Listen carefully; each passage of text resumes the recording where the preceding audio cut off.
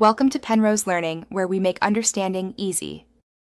You begin by confirming prerequisites: Flutter SDK installed, a rapid API account, and the API key in hand.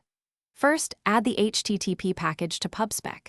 YAML and run Flutter pub get so dependencies resolve.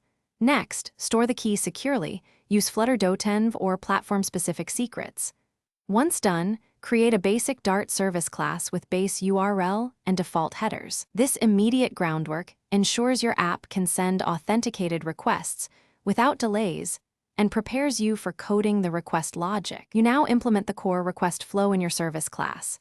Build URI with query parameters, add headers including the rapid API key, and call HTTP.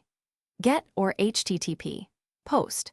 Deserialize JSON into strongly typed Dart models using factory constructors and from JSON methods so UI code stays clean.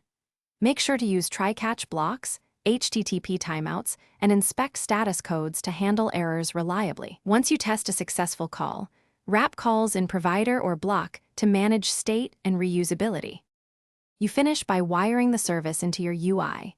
Use Future Builder or your state manager to fetch and display data, and ensure input validation before sending requests. Then harden the implementation. Add exponential retry/backoff for transient failures, simple caching for repeated calls, and secure storage for keys.